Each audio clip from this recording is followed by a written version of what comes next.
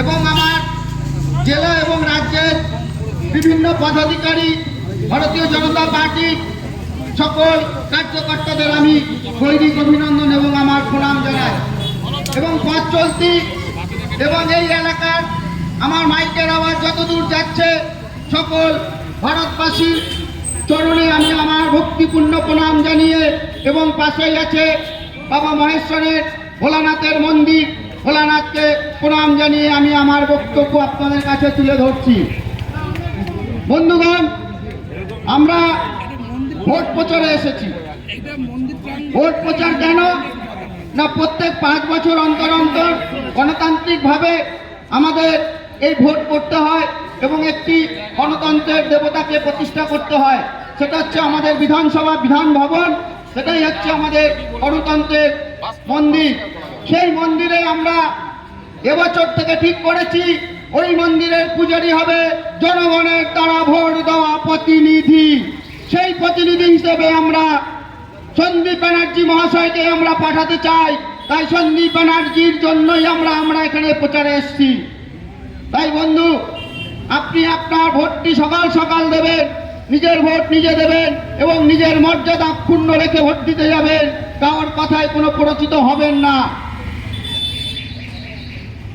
ইতিপূর্বে আমরা যে সকল রাজনৈতিক দলকে ক্ষমতায় এনেছিলাম বা আপনারা এনেছিলেন, তাদের চরিত্র এবং তাদের কার্যকলাপ আপনাদের সকলেরই মনে আছে।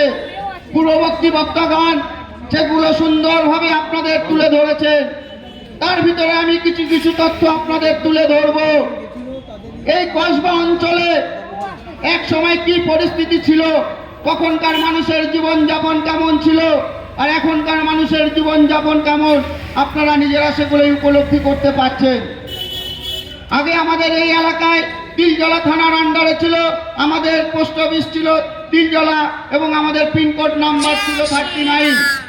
বন্ধু, এখনো আমাদের কাগজপত্রে লিখতে হচ্ছে আপনাদের এই অঞ্চলের এই বুথের লোকেদের তিলজলা থানা এবং 7,39,000, কিন্তু আপনাদের কখন রাতের ঘুমের মধ্যে দিয়ে আপনাদের নিয়ে চলে গেছে কসবা থানার এরিয়ায়, যার পিনকোড নাম্বার 42।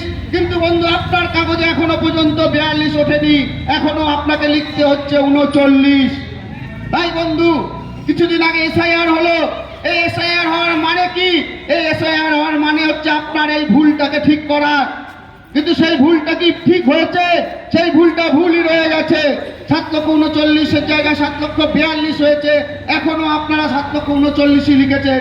এই পরিবর্তন বা এর চেঞ্জ করার দায়িত্ব কার?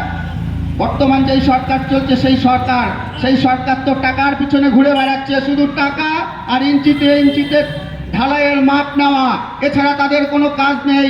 এই এত বড় গুরুত্বপূর্ণ একটা পিনকোড নাম্বার, সেই পিনকোড নাম্বার পরিবর্তনের জন্য আপনাদের কোনো রকম সহযোগিতা করছে না।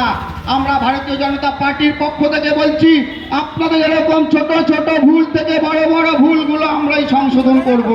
আমার বুথ লেভেলে যে বুথ কর্মী আছে এবং বুথ প্রেসিডেন্ট আছে, তার সাথে যোগাযোগ করলেও সে আপনার ভুলের সংশোধন করে দেবে। তাই বন্ধুগণ, আপনারা নিজেরা সচেতন হন এবং ভুল থেকে বেরিয়ে আসুন। এই যে সরকার চলছে, এই সরকার আপনাদের ভুল পথেই নিয়ে যাচ্ছে। বিগত যে লাল সরকার ছিল, সেই লাল সরকার আলাদা ভুলের মধ্যেই আপনাদের রেখেছিল, কিন্তু ভারতীয় জনতা পার্টি সেই ভুলের মধ্যে আর রাখতে চাইছে না। আপনারা দেখেছেন কেন্দ্রীয় সরকার যে বিভিন্ন যোজনাগুলো এনেছে, সেই যোজনাগুলো ডুপ্লিকেট করে, সেটাও একটা সব থেকে বড় ভুল। ওই যোজনাগুলো আপনার বাড়িতে আপনার আত্মীয় স্বজন বন্ধু বান্ধব সকলেই পেত, কিন্তু সেটাকেও তিনি ভুল পথে নিয়ে গিয়ে ভুলভাবে পরিচালনা করেছেন। সেন্ট্রালের প্রকল্প থেকে আপনাকে বঞ্চিত করে রেখেছেন। এটাই হচ্ছে সব থেকে বড় ভুল। তাই বন্ধু, ভুল আর নয়, আর ভুল করব না।